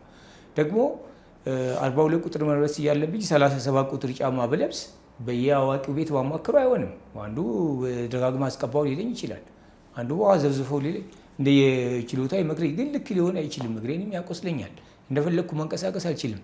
የተቃራኒ ጾታ ጥምረት በዚህ ይመሰላል። የስራ ፊልዶቻችንም እንደዚሁ። ስለዚህ አሁን የሚያገባትን ሰው አንድ ሰው ከማግባቱ በፊት ወይ ደግሞ የምታገባውን ሰው ከማግባቷ በፊት የሰውየው ማንነት የመናገር ጥበብ አለክ? አዎ፣ ይሄ አስትሮሎጂ ነው፣ ሂሳብ ነው። የሂሳብ ልክ እንደ ባልትና ሙያ ነው ብያለሁ። ጨው ወጥ ይሆናል ስለተባለ የውሃው መጠን መመጠን ያስፈልጋል። ሌላው ደግሞ አንድ የባልትና ባለሙያ የሆነች ሴት ሸንኮራ አገዳውን፣ ሙዙን፣ ፓፓየውን እና ቅቤ የጨመራበት ምናምን ወጥ አትሰራም። ሽንኩርት፣ ቃሪያ ምናምን የሚያቃጥለውን ነገር በጣም ጣፋጭ የሆነ ወጥ አድርጋ ትሰራዋለች። በዛ ላይ ደግሞ ጋዝ ቢጨመርበት ሙሉ በሙሉ ይበላሻል። እንግዲህ ከአምልኮተ ባዕድ ጋር ወይም ከእምነት ጋር አንዳችም የሚያጋጨው ነገር የለ። ይሄ ሙያ ነው። ልክ ማወቅ ያስፈልጋል። የተቃራኒ ጾታም እንደዚሁ ልክ አለው። የስራ ፊልዳችንም እንደዚሁ ስፓቱሌት ቅርጽ ያለው የፈጠራ ሰው ነው። ያን የፈጠራ ሰው መሀንዲስ ቢሆን የተሰጠ 4 ማዕዘን ነው ብቻ ብትለው የግዴታ ያን 4 ማዕዘን ሰርቶ ላያመጣል። ነባራዊ ሕጉን ይጥሳል። ክብ ሊያደርገው ይችላል፣ ወይም ደግሞ 3 ጎል ሊያደርገው ይችላል። ያ መብቱም እንዲከበርለት ይፈልጋል ያ ሰው ማለት ነው። እና ስፓቱሌት ቅርጽ የሆነው ሰው እና ስኮርጅ ያለውን ሰው አንድ አይነት ስራ ብትለው ሊሆን አይችልም። ያ ስኮርጅ ያለው ሰው ራስ ፈጥረ የዲዛይን የሆነ ህንፃ ስራ ብትለው አይመጣለትም። ያ ስፓቱሌት ነው፣ ግን ከዛኛው የተሻለ ሁኔታ አድርጎ በከፍተኛ ፍጥነት ለሚቀጥለው ያንን አይጠቅመውም። አሁንም ሌላ ያመነጫል ጭንቅላቱ ማለት ነው። እና የስራ ፊልዶቻችን የተቃራኒ ጾታ ጥምረቶቻችን እንደየ ሰው ባህሪና እንደ ልኩ ነው። ልክ አለው። ልክ የጫማ ቁጥሮቻችንን ለክተን እንደምንለብስ ወጥ ስንሰራም ደግሞ ባለው ውሃ ላይ ጨው መጥነን እንደምንጨምርበት ይመሳሰላል። እና ልክ ማወቅ ነው እንጂ አምልኮተ ባዕድ ጋር ወይም ደግሞ የፈጣሪን ሕግ መጣስና መጻረር ጋር ፈጽሞ መፈታተን ጋር አይሄድም። ጋብቻን በተመለከተ የሚጋባው የተጋባው ሰው ተጋብታውን ሲላተም ሲጋጭ የሚኖር አለ።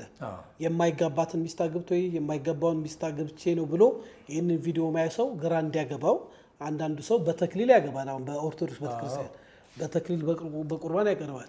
የቤተክርስቲያን ደግሞ ፕሮቴስታንት ሃይማኖት ደግሞ በቃል ኪዳን ገብቶ የሃይማኖት አባቶች ባርኮት ያገባል። በመስጊድ ደግሞ ኒካ አስሮ ሼዎች መርቆት ያገባሉ።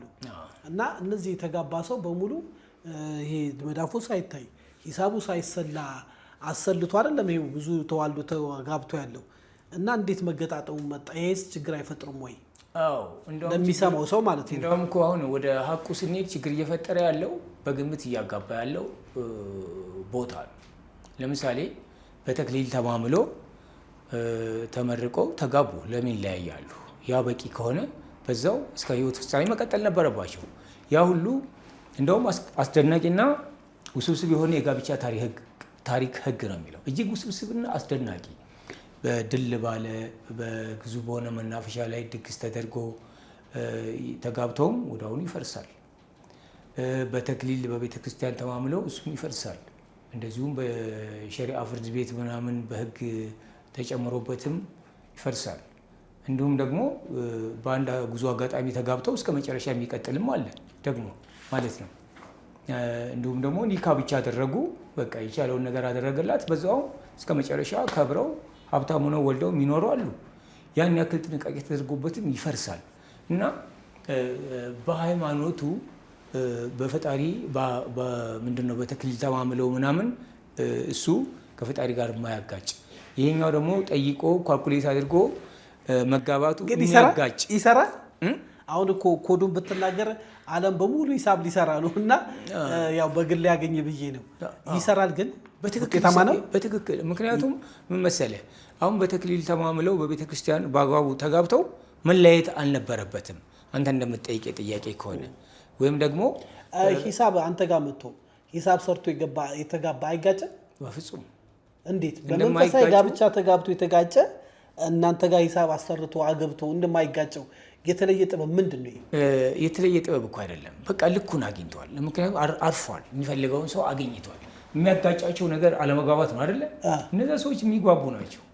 ወይም ምክር ነው የምትሰጡት ወይ? ምክር አይደለም ራሱ። ለምሳሌ የጫማ ቁጥር እኔ አሁን 42 ቁጥር ነው። 42 ቁጥር ጫማ ካገኘው እስከሚያልቅ መልበስ ብቻ ነው። አንድ ቀንም እግሬን አይበላኝም እሱ፣ ምክንያቱም አይጠበኝም ወይም አይሰፋኝም። እሺ ተጋብቶ ችግር ውስጥ ያለው መፍትሄ ያለው? አዎ ዝም ብለው በግምት ተጋብተው ሁል ጊዜ የሚደባደቡ ከሆነ እንግዲህ የተጋቡት እነዚያ 2 ዶክተሮች ሊሆኑ ይችላሉ። ከሌላ ሰው የሚሰጣቸው አስተያየት አንተ የተማርክ ሰው አይደለም ወይ? ዶክተር አይደለሽም ወይ? እንዴት አትወያዩም? ለምን አትነጋገሩም? ምናምን የሆነው ይሄ ትችት የሁለቱም የእውቀት ችግር አይደለም። የጋብቻ አማካሪ ከሄደውን መፍትሄ የማያገኙ ሰዎች አሉ። እናንተ ጋር መፍትሄ ያገኛሉ? በትክክል ያገኛሉ። እኔ በርካታ ሰዎችን እኮ ቁጥራቸውን አላውቀውም፣ ስማቸውን ቀይሬ ያስተካከልኩላቸው እጅግ በጣም በርካታ ሰዎች ናቸው። እንደውም እኔ ስማቸውን ማስተካከል ከጨረስኩ በኋላ የለም እረሳቸዋለሁ፣ ወደ ሌላ ስራ ነው የምቀጥለው። እነሱ ራሳቸው ናቸው የደወሉ የሚያስታወሱ። እንደዚህ የሆነው በአንተ ነው ምናምን ይሉኛል። ያ እንግዲህ አስማታዊ ወይም ደግሞ ሌላ መለኮታዊ ነገር አይደለም። በቃ ልክ ስለመጣላቸው። መልካም።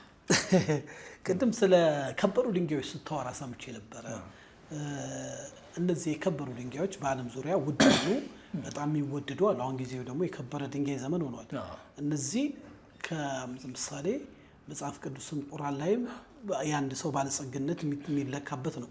መንፈሳዊ ነገር አለው። እነዚህ ነገሮች ኦፓል፣ እነዚህ ዳይመንድ፣ ራሱ አልማዝ ማይገኝ ያለ አሁን እና እነዚህ ነገሮች መንፈሳዊ ይዘት አላቸው። በቃ ዋነኛው ተፈጥሯቸው መድኃኒትነት ነው። ለምሳሌ አሁን እያንዳንዱ ምግብ ጨው እንደሚያስፈልገው ሁሉ እያንዳንዱ 12ቱም ባህሪያቶች ወይም 12ቱም ከዋክብቶች የየራሳቸው ድንጋይ አላቸው ወይም እድለኛ ፈርጥ አላቸው። ያ ልክ የሆነ ምግብ ሰርተን ጨው እንደሚያስፈልገው ሁሉ ማለት ነው። ለኤሪስ ዳይመንድ ወይም ሲትሪል፣ ለታውረስ ኤሜራልድ፣ ለጀሚኒ አጌት፣ ለካንሰር ፐርል፣ ለሊዮ ሩቢ ወይም ፔሪዶት፣ ለቪርጎ ሳርዶኒክስ፣ ለሊብራ ሳፋየር፣ ለስኮርፒዮ ኦፓል፣ ለሳጂታሪስ ቶፓዝ፣ ለካፕሪኮርን ጋርኔት፣ ለአኳሪስ ቶርኳይስ ወይም ደግሞ አኳማሪን፣ ለፓይሲስ ሙንስቶን ወይም ብለድስቶን።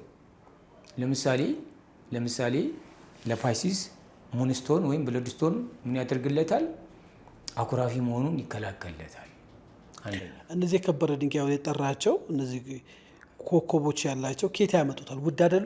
ንግዛስ ቢባል አሁን አንድ ሰው ዳይመንድ የመግዛት ቀርቶ ብር የመግዛት አቅም የለውም። አሁን ባለው እንደው ሲሰቃይ ይኖራል ማለት ነው። እንግዲህ ምንድነው አፈር ግጦም ይግዛ። እንግዲህ ምንድነው አሁን ኢትዮጵያ ውስጥ ሞልቷል ማዕድን። አሁን በየቦታው ማዕድን በየግሉ በየሱቁ የሚሸጥ ሞልቷል። አሁን እንግዲህ እውቀቱ ካለ ከዛ አማክሮ አንድ ትንሽ ሽራፊ ትበቃዋለች። ያን ያክል ጉዳይ አይደለም። ምን አሳቀኝ መሰለህ? አንድ ክፉ ጠንቋይ ምን ብሎ ይጠነቅራል? የጅብ ቅንድብ አምጣ ብሎ ወይንም ደግሞ የአንበሳ ቅንድብ ሄደ አንከትነው የሚያደርገ ተኝቶ ማትነካው ሞቶ እና ትንሽ አንዳንዱ ነገር እንደው እንተውና ያው መጥተው ያገኙ። ለምሳሌ አሁን ይጠራልኝ ኮከብ ቆጠራ አይደለ? ኮከብ ትቆጥራለህ። ታዲያ ምን ችግር አለው? አስትሮሎጂ ማለት ኮከብ ቆጠራ ነው። መንፈሳዊ እኮ አይደለም። በክርስትና በጣም እየተወገዘ ነው ኮከብ ቆጠራ። እሺ ኢየሱስ ክርስቶስን በአብሪው ኮከብ እየተመሩ በግብፅ በረሃ በከብት ቂቂት ይባላል። እነዚህ ጠንቁለው ነው ማለት ነው። እውቀት እኮ ነው ይሄ። አሁን ያ በሰማይ አካላት እንግዲህ እነዚህ በራእይ 70 ሰገሎች ነው የሚባሉት አውቃቸዋለሁ። 70 ሰገሎች በአብሪው ኮከብ እየተመሩ እንደውም አንዱ ኢትዮጵያዊ ናቸው፣ አንዱ ግብፃዊ ናቸው፣ አንዱ መርብላዊ ናቸው። በአብሪው ኮከብ እየተመሩ ሂደው ኢየሱስ ክርስቶስ የተወለደበትን በእናንተ ሃይማኖት አግኝተውታል።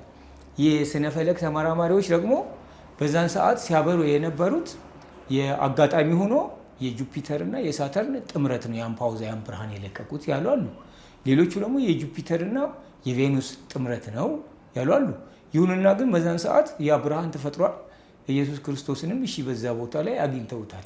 እሱ እኮ ከኮከብ ከጦራ ኮከብ ቆጣሪዎቹ ኢትዮጵያኖችን ባይሄዱ በቤተልሔም እንደሚወለድ የቀደመ ትንቢት ነቢያቶች ተናግረዋል። ያ የትንቢቱ አንዱ አካል ነው እንጂ ሙሉ ነው ማለት አይደለም። የቀደው ከሺህ ዘመናት በፊት ከድንግል ተወልዶ ዓለምን የሚያድን የዓለም መድኃኒት እንደሚወለድ ተነግሯል። በመናዎች ነው የተናገረው? በነቢያቶች። እነዚህ ነቢያቶች አዋቂዎች ናቸው። አዎ አሁን ይህንን በማወቃቸው ምንም ወንጀለኞችም የእነሱ እውቀት ከሰማይ ነው። ጠንቋዮች የሁሉም እኮ ከሰማይ ነው አልኩኝ። እንኳን አሁን የምናገራቸው ድንጋዮች አንድ ባለሙያ የፈጠረው አይደለም። ትክክል። አንተ እንደምትለው ጠንቋይ አልፈጠራቸው። አንድ የሆነ እጽዋት ጠንቋይ ፈጥሮት አይደለም። ያን እጽዋት ለምን ጉዳይ እንደሚሆን አውቆታል። ይሄ አዋቂ ይባላል። ለምሳሌ ጨው ወጥ እንደሚሆን የሚያውቅ ሰው ነው ያወቀ። አመሰግናለሁ። እንደው ወደ ኢትዮጵያኖች ስለነ ሼህ ሁሴን ጅብሪል ነቢያቱ፣ ትንቢት ተናጋሪዎች አሉ። እስቲ የምታውቃቸው ከሆነ ዘርዝርልን። የእነሱን እውቀትስ እንዴት ታየዋለህ? አሁን ወደ ፓልሚስትሪ ይመልሳለሁ። አሁንም እነዚህ የወደፊቱን የሚያዩ ራእይ የሚያዩ ወይም ደግሞ ከሽፈል ሂጃብ ማለት መጋረጃ ነው።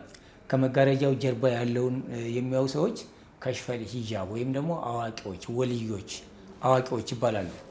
እነዚያን ሰዎች እጃቸውን ብናይ ምልክቱ አለ። ትክክለኛ አዋቂ የሆኑት ቅጽበታዊ የእውቀትና የአስተዋይነትን መስመር ኢንቱሽን ላይን እዚህ ጋር ይገኛል። ይሄ አንዱ ነው። እነዚህ ሰዎች ባህሪያቸው ሲገመገም በቀላሉም የሚያምኑ በቀላሉ የሚሸበሩ ሆደ ባሻዎች፣ የማህበረሰቡን ስሜት ቀስቃሽ ሁኔታዎች ወደ አሁኑ የሚያውቁ አይነት አማኞች ናቸው። አማኝ ከመሆናቸው የተነሳ ነው የዚህ አይነቱ እውቀት የተሰጣቸው ማለት ነው። በፈጣሪያቸውም ከፍተኛ የሆነ እውቀትና እምነት ያላቸው ከማንኛውም ሰው በላቀ ሁኔታ ፈጣሪያቸውን በትክክል የሚያምኑትና የሚያውቁት ከፈጣሪም ጋር የሚተዋወቁ ናቸው። አሁን ሃይማኖት አለኝ የሚለው ሁሉ ለማዕረግ የሚጠቀመው አለ። ለምሳሌ ፓስተር ነኝ ወይም ሸህ ነኝ ወይም ደግሞ አባ ነኝ። አባ የተባሉት ሁሉ ቅዱሶች አይደሉም። ሸህ የተባሉት ሁሉ ቅዱሶች አይደሉም። የፓልሚስትሪ ባለሙያ ነኝ እኔ። የዚህ አይነት ሼህ ጅብሪል ሁሴን ሼክ ሁሴን ጅብሪል ተሳስቼ ከሆነ ይቅርታ፣ ለስም አጠራር ካልተሳሳትኩ ወደ ወሎ አካባቢ ነበሩ ታሪካቸው። እሳቸው በግጥም መልክ የተናገሩት ትንቢታዊ ንግግር ብዙ ሰዎች ከመረጃ ማስረጃ ጋር አድርገው ያቀርባሉ። የዚህ ጥበብ ባለቤት ናቸው እንበል? አዎ ወልይ ናቸው እሳቸው። ፓልሚስትሪን ያነሳሁት እጃቸውም አሁን በወቅቱ ቢኖሩ ኑሮ መዳፋቸው ላይ ቅጽበታዊ የእውቀትና የአስተዋይነትን መስመር የሜርኩሪንና የሉናን አሻራ የሚያገናኝ ግማሽ ክብ ግማሽ ጨረቃ እናገኝባቸው ነበር ማለት ነው። ኦኬ፣ ሌሎችንስ የምናነሳቸው ሰዎች አሉ አንተ የምታውቃቸው የምታደንቃቸው? ሌሎች ሼሆች እንግዲህ በእኔ አቅም የሚጠሩ ባይሆኑም ሼህ ኑር ሁሴን፣ ሼህ አብዱልቃድር ጀላኔ ለምሳሌ ከትልልቅ ሰዎች በምሰማው ነው። ይሄን በሃይማኖት እውቀቴ በጣም የላኩኝ አይደለም። አሁን ስለነሱ ምነግርህ ሼህ አብዱልቃድር ጀላኔ ለምሳሌ አንድ የሰማሁት ከትልቅ ሰው ብዙ ጀማዓዎቻቸው ጋር እየተጓዙ እያለ እሳቸው የሚፈሩና የተከበሩ ሰው ናቸው። አንድ ሰካራም ወድቋል፣ እዛ ጋር እየተንከባለለ ነው እና ሼህ አብዱልቃድር ጀላኔ ብሎ ጮክ ብሎ ጠራቸው። ከኋላቸው ዞር ብለው አቤት አሉት። አላህ ይችላል ወይ ብሎ ጠየቃቸው። ፈገግ ብለው አዎ ይችላል አሉት።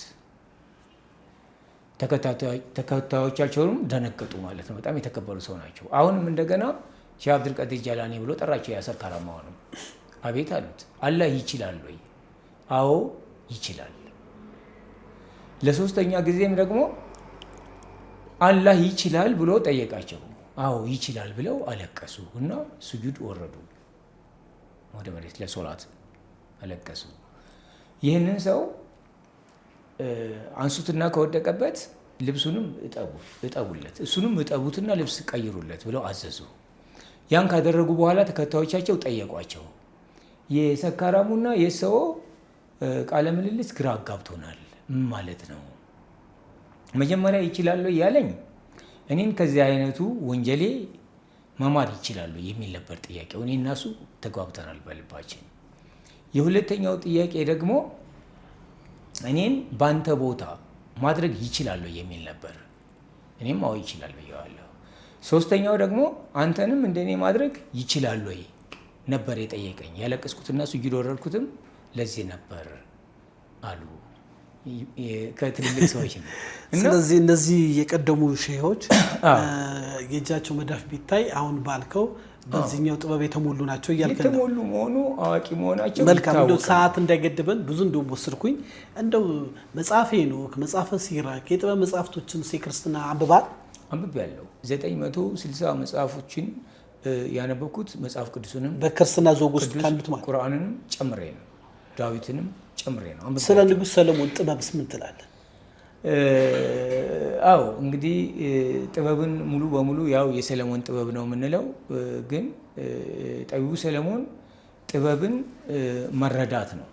ጥበብን ከፈጣሪ ለምኖ ተሰጥቶታል፣ ተረድቶታል፣ ተጠቅሞበታል። ግን ያን ሁሉ ጥበብ የመጀመሪያው ሲራክ ነው። ሲራክ አይደለም ይቅርታ፣ ሄኖክ ነው። የአዳም 7ኛ ትውልድ የሆነው በመላእክት ከዛ ጠፈርን ለረጅም ጊዜም ተዘዋውሮ አይቶ ሁሉንም ጥበብ የተባለውን እንዳለ ጽፎልን በዛው የቀረ የሰው ዝርያ ነው የምሰማው። በጥልቀት እንኳን ባላውቀው ይህን አንተም ልታግዜ ትችላለህ። ግን የመጀመሪያውም የምድራችን ጸሐፊ ሄኖክ ነው። ለመጀመሪያም ጊዜ ወደ ህዋ በመምጠቅ የመጀመሪያው ሄኖክ ነው። ያንን የጠቅላላ ጥበባቶችን ሁሉ በጥንቃቄ በማስተዋል ስራ ላይ የዋሉት ደግሞ ጠቢቡ ሰለሞን ወይም ነቢይ ሱለይማን ናቸው ማለት ነው። መጽሐፍ ቅዱስ ላይ ግን ካልተሳሳትኩ ጳውሎስ ይሁን መጽሐፍ ቅዱስ አዋቂዎች ቢነግሩ ወደ 7ኛው ሰማይ ሄጄ ሰዎች የሚያሰሙትን ድምፅ ሰምቻለሁ ብሎ የተናገረ አንድ ሐዋርያ አለ ከሐዋርያቶች መሃል። ይህንንስ አንብቦ ታውቃለህ? ገጥሞ ያውቃል? ገጥሞኝ አያውቅም። በደንብ ማብራራት 7ኛው ሰማይ ድረስ ስለሚል ነው። እና መጽሐፈ ሄኖክና መጽሐፈ ሲራክን በሚገባ አንብባቸዋል? ታምንባቸዋለህ? እዛ ላይ የተጻፉትን እውነትና ታሪኮች ትክክል ነው። መጽሐፍ ቅዱስ 81 በጣም ጥልቅ ስለሆኑ ብዬ ነው። 81 አሃዱ የሚባለው ነው። በጥልቀት አውቀዋለሁ ባልልም ስለ ጥንተ ንጥረ ቅመማ፣ ስለ እጽዋቶች፣ ስለ ድንጋዮች፣ እንቁዎች፣ ስለ ፓልምስትሪ፣ ስለ መዳፍ ንባብ በግራ እጅሽ ላይ ያለው በቀኝ እጅሽ ላይ ያለው በማለት በኮድ ያስቀምጠዋል። ሰፋ ባያደርገው እንኳን ማለት ነው። ይህም በሌላ ቀን በሰፊው እዚህ ላይ ትኩረት አድርገን መጽሐፍቶች ላይ ብላይ እናወራለን። አሁን ያው ለመግቢያ ያለህና ለመተዋወቅ ነው። መልካም። እንደውን የመጨረሻ ጥያቄ ይላል። ሰሞኑን ዓለም ላይ እየተናጠች ነው። 3ኛ የዓለም ጦርነት ይነሳል። ዓለም ልጠፋ ነው እንደየቤተ እምነቱ ይነገራል። ኢራን፣ አሜሪካን፣ እስራኤል ዓለም ሁሉ እየተቀጣጠለ ባለ ጦርነት ውስጥ ነው። መካከለኛው ምስራቅ አካባቢ የሃይማኖት ምንጮች የግጭት ምንጭም ሆነዋል እና እነዚህን እንዴት ተረዳቸዋል? እንደው ከመጣ አይቀር አዎ ይሄኛው ምንድነው መሰለ እንደ ኖስትራዳሞስ እንደ አንደኛው ትንቢት፣ እንደ ሁለተኛው ትንቢት እና እንደ 3ኛው ትንቢት ሚካኤል ኖስትራዳሞስ ይሄ የዓለም የመናወጥ ሁኔታ በአፍጋኒስታን፣ በኩርዲስታን፣ በኢትዮጵያ፣ በሊባኖስ እና በቻድ ይከሰታል ብለዋል። ይሄ ግን አሁን የዓለም ፍጻሜ ይሆናል ማለት አይደለም። ስለ መቃረቡ እንደ ምልክት ነው የተባለው፣ እንደ ምልክት ነው የተባለው እንጂ አሁን በዚሁ ባለበት ላይ ሙሉ በሙሉ ዓለም ትጠፋለች ብሎ ለመናገር አይቻልም። ግን ይሄ የኔ ትንቢት ነው ማለት አልችልም። ከጥንት ተንብዮ የተቀመጠውን ራሱን ነው ያነበብኳቸውን ነው የምነግርህ እንጂ ያንን የሚካኤል ኖስትራዳሞስ ትንቢት ኤርካችታ የምትባል ሴት ወደ ላቲን ቋንቋ ተርጉመዋለች እና በአፍጋኒስታን፣ በኩርዲስታን፣ በኢትዮጵያ፣ በሊባኖስና ቻድ ይህንን የዓለምን የሚያምሰው ሁኔታ በመካከለኛው ምስራቅ ሊነሳ ይችላል። በአንድ ቦታ ማሉስ፣ በሌላ ቦታ ደግሞ ማቡስ እየተባለ ይጠራል እና ኤርካችታ የምትባል ጸሐፊ ምንድነው ወደ ላቲን ቋንቋ እንደቀየራቸው ከሂብራይስጥ ቋንቋ ነው ያየሁት። መልካም። እንደው አያይዘን በጣም ከፍተኛ የደም መፋሰስ እያለ ነው እንግዲህ መጽሐፍ ቅዱስ አዋቂዎች የሚሉት እንደሰማሁት ይሄ የዓለም መጨረሻ የምጥ መጀመሪያ ነው ይላሉ። ኢየሱስ ክርስቶስ ዳግም ሲመጣ የመምጣት ምልክቱን ከ1000 ዓመት በፊት የጦርነት ወሬ ትሰማላችሁ። ቁጥቋጢቷ ትበቅላለች እስራኤልን ነው የሚሉ አሉ። እስራኤል ናት ደግሞ የዚህ ዋናው አንዱ። ሁለተኛ ደግሞ አላስካ መስጊድ የተቀመጠበት የሰለሞን ቤተ መቅደስ ነው፣ እሱ ዳግም ይሰራል የሚሉ ብዙ ሚዲያዎች ላይ ያሉ ነገሮች አሉ። የዚህ ሁሉ ጦርነት ይሄ ነው። የጎግ ማንጎግ ጦርነት የሚባል አለ። እነዚህ ሁሉ የፈጣሪን የመጨረሻውን መጨረሻ የሚያሳዩ ምልክቶች ናቸው ይባላል። ይህንንስ አንብበዋል? ተርትኳል? ይህንንስ ትንቢት መጽሐፍቶችን ከሺህ ዘመን በፊት የተጻፉትንስ ጎብኝተካቸዋል? አዎ፣ ስለ ትንቢቶች እንጂ ስለ ሃይማኖቶች ውስጥ ሳልገባ ነው የምነግርህ። እና ስለ ትንቢቶች መጪው ጊዜ የሚል መጽሐፍ አንብቤያለሁ። መጪው ጊዜ የሚል መጽሐፍ አይቻለሁ እና ስለ እስራኤል፣ ስለ ኢትዮጵያ፣ ስለ ያለው ሁኔታ ጠቅላላ ያስቀመጠ ነው። እንግዲህ ሀያላን ሀገር የነበሩ ሰዎች ምን ደረጃ ላይ ይደርሳሉ፣ ኢትዮጵያ እና እስራኤልም ምን ደረጃ ላይ ይደርሳሉ፣ በጥቅል በሆነ በዚሁ ብቻ ነው የሚጨርስልህ። ጠቅላላ ዝርዝሩን ለመናገር የሚያስደፍረኝ አመሰግናው ጥልቅ እውቀት ስላለ ብዬ ነው። እንደው ሳልናገር እዚህ ድረስ መጥቼ ቀረ የምትለው ነገር ካለ ሙጥጥ አድርገህ ማስተላለፍ ትችላለህ። ጨርሻለሁ እኔ በኩል ያለው ጥያቄ። እሺ፣ አሁን ምንድነው በአጠቃላይ ያንተ ጋዜጠኛውን ነው መጀመሪያ ማመስገን የምፈልገው። ምክንያቱም ለህዝብ እንቆቅልሽ የሆኑ ነገሮችን ነው በተለይ ትኩረት አድርጎ የጠየቀኝ ማለት ነው። ያ ማለት አሁን ሁሉም ሰው ተነስቶ ጠንቋይ ስለማለት ብቻ ነው ሁሉም ሰው የሚያውቀው። የትኛው ነው ጠንቋይ፣ የትኛው ነው ጠንቋይ ያልሆነ?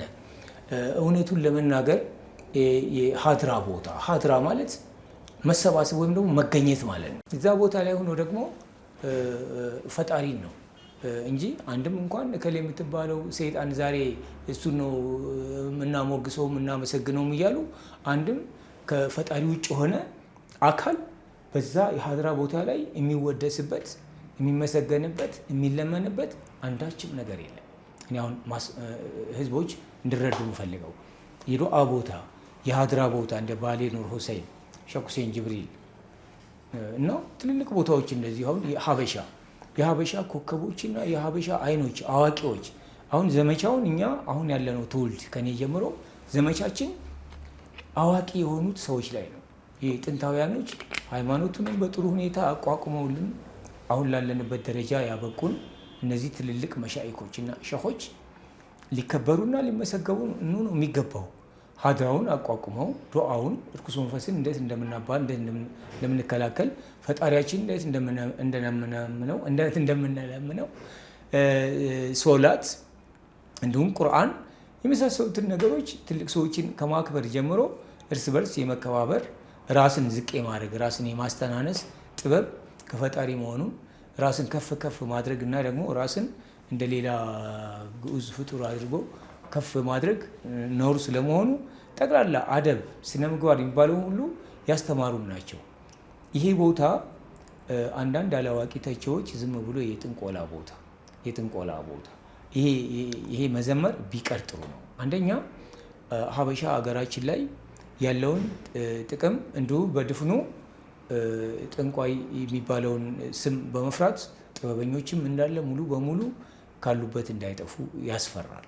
ይህን መለየት ያስፈልጋል፣ መምከር ያስፈልጋል። በይፋ እንደዚሁ እንደናንተ አይነት ሰዎች ጥንቆላ ነው ብሎ የጠረጠራችሁትን እያንዳንዱን እየጠየቃችሁ የትኛው ጥንቆላ እንደሆነ የትኛው ጥበብ እንደሆነ ተለይቶ ጋድ በሆነ ነገር ለወደፊቱ መቀጠል አለበት የሚል ነው። አንቺ ግን ጥበብ የምትለዋ አንገት ማስገቢያ ናት ብሎ ሰው ቢጠይቅ ምን ትላለህ? እንግዲህ አሁን ለምሳሌ አንድ የተቸገረን ህሙማን እኮ አልኩኝ፣ እሱ ማዳኑ ምኑ ነው? ጥንቆላነቱ እኮ ነው አልኩኝ። አሁን እባብ የነደፈውን ሰውዬ የእባብ መድኃኒት ሰተህ እንዳይሞት ካዳንከው ምኑ ነው ጥበብ ለጥንቆላ አንገት ማስገቢያ እኮ የሚሆነው የቱ ነው? ስለዚህ አሁን ስለ ሕክምና እንደው ለምሳሌ በዓለም ላይ ከባድ የሚባለው እንደ ካንሰር፣ የማህፀን ካንሰር ብዙ ችግር አለ። ብዙ የጡት ካንሰር ከባድ የሚባሉ በሽታዎች ትናንሽም የበሽታ ትንሽ የለውም። በነገራችን ላይ እነዚህን ሁሉ መድኃኒት አላቸው፣ ፈውስ አላቸው። ግን ይሄ ጠንቋይ የሚል የሚያሸማቅቀው ቃል እነዚህን ሁሉ ባለሙያዎች ሊያጠፋቸው እየተሸማቀቅ አንተ ራስህ ትሸማቀቃለህ። እኔ አልሸማቀቅም፣ ምክንያቱም እኔ የሚሸማቀቅ አይደለሁም። ለዛም ነው እዚህ አንተ ጋር የቀረብኩት እንጂ ጭራሽ ጠፋ ነበር ማለት ነው። አይሆንም። ምክንያቱም የህዝቡን ምንድነው ግንዛቤ ግልጽ በሆነ መንገድ ለምን ለህዝቡ ይፋ ማድረግ አይሻልም ወይ? ዝም ብሎ በድፍኑ ጠንቋይ ጫት የሚቀመው ጠንቋይ፣ ይሄ በጣም ልክ ያልሆነ እንትን ስለሆነ ይሄ የተዛባውን ነገር በእናንተ በኩል ነው። በተለይ እንደው ከየቤተ እምነቱ ስኮላር የሆኑ ሰዎች በዚህ በመንፈሳዊ ሌቭል ሊያወሩ ቢፈልጉ ፊት ለፊት መተህ ዲቤት ማድረግ ትፈልጋለህ? እኛ የምናውቀውን ነው የምንጠይቀህ። ግን ይሄ መናፍስት ነው፣ ይሄ መናፍስት አይደለም፣ ይሄ ጥንቆላ ነው፣ ይሄ እውቀት ነው፣ ይሄ ጥበብ ነው የሚሉ ሰዎች ቢኖሩ በር ክፍት ነው? ክፍት ነው። ካሁን በኋላ ግን እንደመሰለ የምወያየው እያንዳንዱ ይሄ ጥንቆላ ነው ወይም ይሄን አላምንበትም የሚል ሰው እያንዳንዱ አሁን ከኔ ጋር መወያየት የሚፈልግ ሰው እያነበብኩለት እያረጋገጠ ነው። ምክንያቱም አሁን እየዋሸው መሆኑን ቅድመ ሁኔታ ማዘጋጀትማ የለብህ አለብኝ እንጂ ቼክ ማድረግ አለብህ። እኔ አሁን አልፈልግም ሳወራ እንዲህ መዳፌን እንቅ አድርጌ ነው። ለምን መዳፌን ማስነበብ አልፈልግም። ለምን መሰለ ከተነበበ በኋላ በስጋትና በነውጥ ውስጥ መኖር አልፈልግም። አንድ ሁለት ደግሞ የኔ እጣ ፋንታዬ እድሌን የሚያውቀው ሰማይና ምድር የፈጠረ ፈጣሪ ነው እላለሁ። እንደው ቅድመ ሁኔታውን እናቁምና ሐሳብን ግን በነፃነት እንዳልከው አንተ አፕሩቭ አደርጋለሁ ነው የምትለው። በፈልገው አፕሩቭ እያደረኩ ነው ማውራት በፈልገው ነው የምትለው። ከዚህ በኋላ በሱ እንያዘው፣ በሱ እንይዘው ቆንጆ ነው። ምክንያቱም ከተጠራጠርከኝ የግዴታ እኔ በተግባር ማረጋገጥ መቻል አለብኝ። አንተ ተጠራጥረኛ ማለት አይደለም። አንተ እንደ ዓለም ደረጃ እንደ ህዝብ ጥያቄ ጠየቀኝ ሆስት አድራጊ። ትክክል ነህ። አሁን እኛ ይሄን ነገር አናምንም የሚል ሰው በራሱ ላይ ማረጋገጥ አለበት። አሁን አንተ የምትናገረው በግምት ነው፣ ወይም አንዳንድ እኮ ኮሜንት ላይ የሆነ ሰይጣን ይዞህ ነው የምትለፈልፈው የሚል አለ አንዳንዱ እና ፈጣሪ ገስጽ የሚል አለ። ቀድመ ኮሜንቱን አንብበው ነው። ምክንያቱም መሰለህ ይህንን ነገር እኮ በተግባር ማየት ያስፈልጋል። ያለ አዋቂ ተቺ መሆን የለብንም። ይሄ ነገር አሁን ለምሳሌ እኔ በትክክል ካወኩት እውቀቱ ካለኝ ምንም የሚያስነውረኝ ነገር የለም። ከዋሸሁ ነው ትክክል ሳያውቁ አውቃለሁ ማለት ኖር ነው አይደል? ካወክ ግን ትክክለኛ አዋቂ ነህ። መልካም። እንደ ኢትዮጵያኖች አዋቂ ቤት በመሄድ ይታወቃሉ። በጣም ብዙ ኢትዮጵያኖች አዋቂ ቤት በመሄድ ይታወቃሉ። ማታ ጠዋት ቤተክርስቲያን ወይ ጸሎት ቤት ሄድና አሁን ግማሹ አዋቂ ቤት ይሄዳል።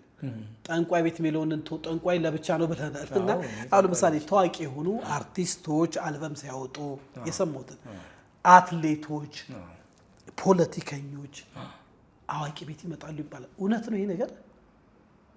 መስቀለኛ ጥያቄ ሚስጥር ለማውጣት አይደል? ይመጣሉ አይመጡም? ብቻ ይመጣሉ። ብልህ የሆኑት ያማክራሉ፣ የማያማክሩም አሉ። ማማከሩ ብልህነት ነው። ምክንያቱም አልተሸወዱም እያልከን አልተሸወዱም። ምክንያቱም አሁን እዛ ጋ እኮ አስጠነቆሉ የሚባለው የሌላውን ሰው እድል ወደ እኔ ያምጣልኝ የከሌን በቃ ስራውን ይቋረጥና የኔን አድርግ ካለ ጠንቅ እያስጠነቆለ ነው። አንተ ጋር ግን እንደዛ የሚል ሰው ገጥሞ ያውቅም? በስራ ያጋጥመኛል።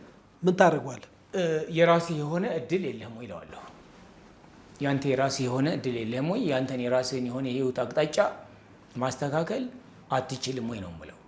በሌላ በኩል ደግሞ አንተ ከፈጣሪ መንገድ ለምሳሌ በወጣ በዚህ አይነቱ አጠያየቅ ያንተን የሆነ ነገር በማድረግ እኔ ወደ ጀሃነም የምገባበት ምን ምክንያት አለ?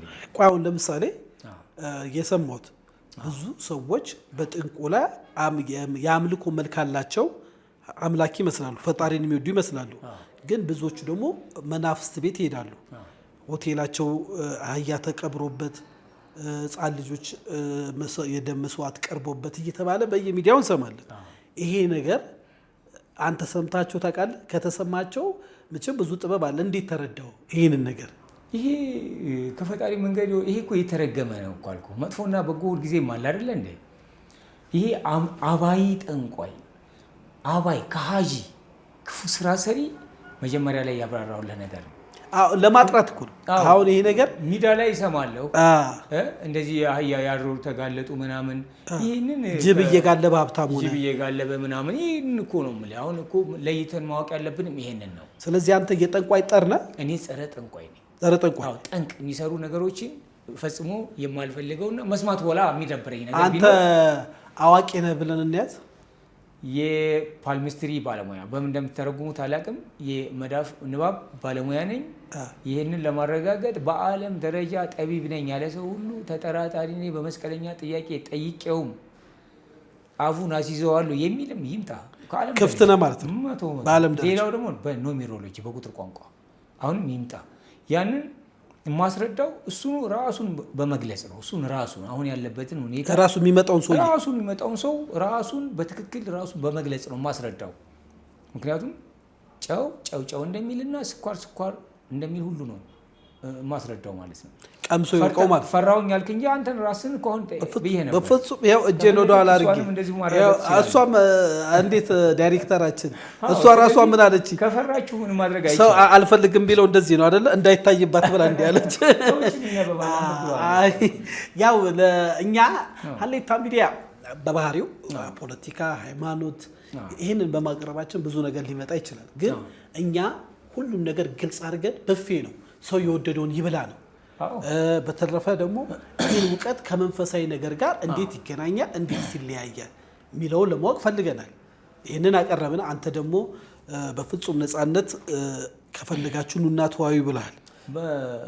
በሰፊው ይዘን እንቀርባለን። ጥያቄዎች ሰብስበን ይዘን እንመጣለን። ብንጨርስስ የቀረ ነገር አለ? አንድ ነገር ምንድነው አሁን እኔ ስለምሰራው ስራ በመጨረሻ ላይ ስለ ጋብቻ ሁኔታ፣ ስለ ጉዞ ሁኔታ፣ ስለ ስራ ፊልዳችሁ የመሳሰሉትን ተስማሚ አቅጣጫ ከለር እና ማንኛውንም ስለ ጤንነት ሁኔታ አሁንም ማማከር ይቻላል። እኔ በተጨባጭ ውጤት ይህኛውን እያንዳንዱ ባለጉዳይ በሚመጣ ሰዓት ስለ ራሱ ሁኔታ አንድ መረጃ አልፈልግም። እኔ ባለጉዳዩ አንዳችን መረጃ ሳይሰጠኝ በራሴ መንገድ ነው የእያንዳንዱን ሰው ያለበትን ሁኔታ ያለፈውን ታሪኩን የአሁኑንና የቀጣ ሁኔታ መፍትሄዎቻቸውን የምናገረው እኔ በራሴ መንገድ ብቻ ነው። ግራ ገባን። ጠንቋይ ነህ ስለ አይ አዋቂ ነኝ አልከኝ። እውቀቱን ኬታ መጣ ስለው ካላገኘው አልከኝ። ስለዚህ ምንም ማለት እችላለሁ? ምንም እንዴ አላህ አይሰጥም አይችልም ነው አላልኩም። ለዛ ብዬ ነው። ስለዚህ አንተ ግን ሀሳብን አቅርበሃል ለዓለም ማለትም እነዚህ ችግሮችን በተደራጀና በትክክለኛው ነገር መፍታት ትችላለህ እያልክ ነው። አድራሻንስ ስልክ ቁጥሬን ስልክ ላይ እናድርገው። ስልክ ቁጥሬ ላይ ደውለው ባለጉዳዩ ራሱ አድራሻዬን ጠይቆ መምጣት ይችላል። ይህንን ሙያ ያገኘሁት በተሰጠውም በማንበቡ 960 መጽሐፍቶችን በደንብ አድርጌ አብጠጥሬ አንብቤ ነው።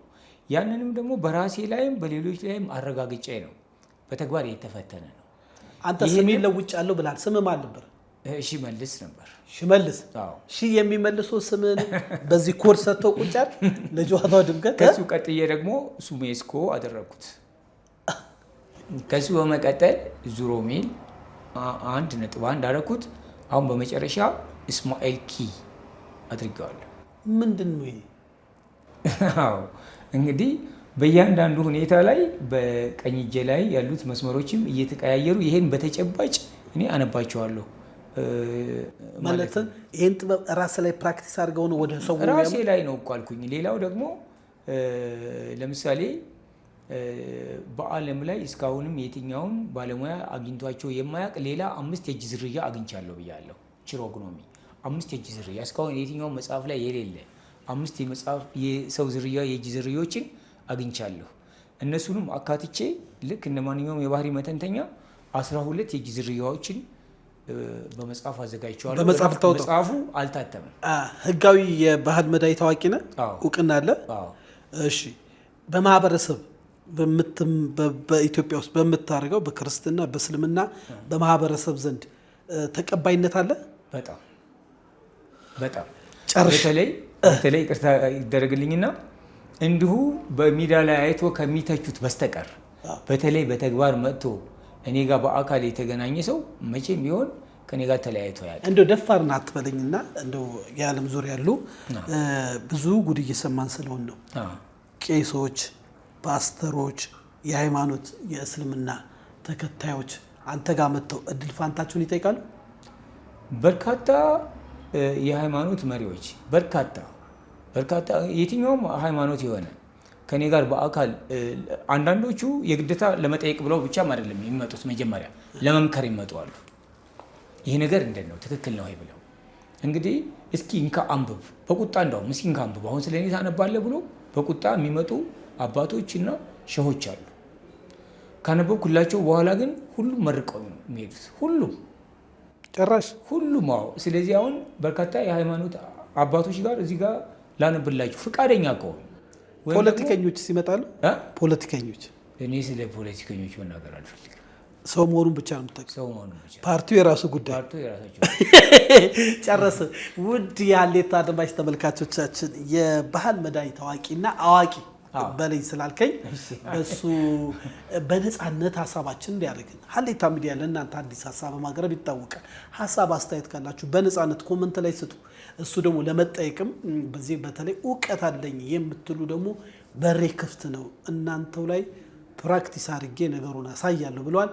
የዛሬው ፕሮግራማችን ይመስላል። ይህ ፕሮግራም ከወደዳችሁ ሰብስክራይብ፣ ላይክ፣ ሼር፣ ኮመንት አድርጉ። ተሾመ ነኝ። ሻሎም